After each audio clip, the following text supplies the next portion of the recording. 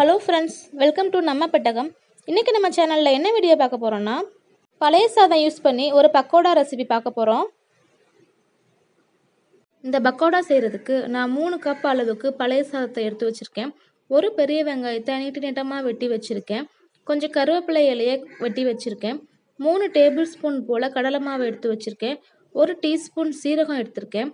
1 teaspoon மிளகாய்த்தூள், 1/4 teaspoon garam masala, தேவையான அளவு உப்பு, கொஞ்சமாக பெருங்காயத்தூள் எடுத்துக்கணும். ஒரு மிக்சிங் பவுலில் பழைய சாதத்தை எடுத்துக்கலாம். இது கூட வெட்டி வச்சிருக்க பெரிய வெங்காயத்தையும் கருவாயிலையையும் சேர்த்துக்கலாம். இது கூட எடுத்து வச்சிருக்க சீரகத்தையும் சேர்த்து நல்லா மிக்ஸ் பண்ணி விட்டுக்கோங்க. அந்த வெங்காயம் நல்லா உதிரியாக வர்ற அளவுக்கு நல்லா அதை மிக்ஸ் பண்ணி விட்டுக்கணும். நல்லா மிக்ஸ் பண்ணதுக்கப்புறமா நம்ம எடுத்து வச்சிருக்க மிளகாய்த்தூள், கரம் மசாலா, உப்பு, அப்புறமா எடுத்து வச்சிருக்க கடலை மாவையும் சேர்த்து நல்லா மிக்ஸ் பண்ணிக்கலாம். கடைசியாக ஒரு 1/2 டீஸ்பூன் போல் பெருங்காயத்தூளும் சேர்த்து நல்லா நம்ம மிக்ஸ் பண்ணி விட்டுக்கலாம். எல்லாத்தையும் சேர்த்து நல்லா பிசைஞ்சு எடுத்துக்கோங்க.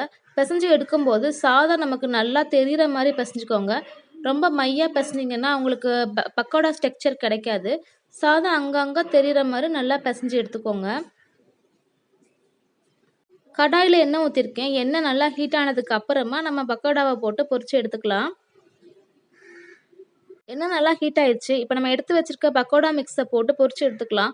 குட்டி குட்டியாக போட்டுக்கோங்க. பெருசாக போட்டிங்கன்னா நமக்கு கிறிஸ்பியாக கிடைக்காது, போண்டா மாதிரி வந்துடும். மீடியம் ஃப்ளேமில் வச்சே நம்ம பொரிச்சு எடுத்துக்கலாம். இருக்கிற எல்லா கேப்லேயும் நம்ம இந்த பக்கோடா மிக்ஸை போட்டதுக்கப்புறம் ஒரு 2 நிமிஷம் நல்லா வேக விட்டுருங்க. 2 நிமிஷத்துக்கு அப்புறமா கரண்டி வச்சு நம்ம புரட்டி விட்டுக்கலாம்.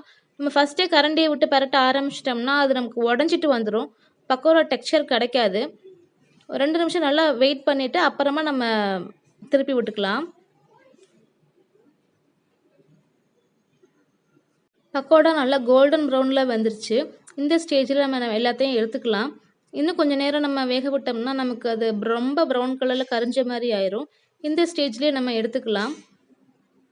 பாருங்கள், பக்கோடா நல்லா கிறிஸ்பியாக நமக்கு வந்திருக்கு. இதே மாதிரி எல்லாத்தையும் போட்டு பொரிச்சு எடுத்துக்கலாம். பழைய சாதத்தில் பக்கோடா சூப்பராக ரெடி ஆயிடுச்சு. இதே மாதிரி நீங்களும் உங்கள் வீட்டில் ட்ரை பண்ணி பாருங்கள். ட்ரை பண்ணி பார்த்துட்டு எப்படி இருந்தது உங்களுடைய கமெண்ட்ஸை எனக்கு சொல்லுங்கள்.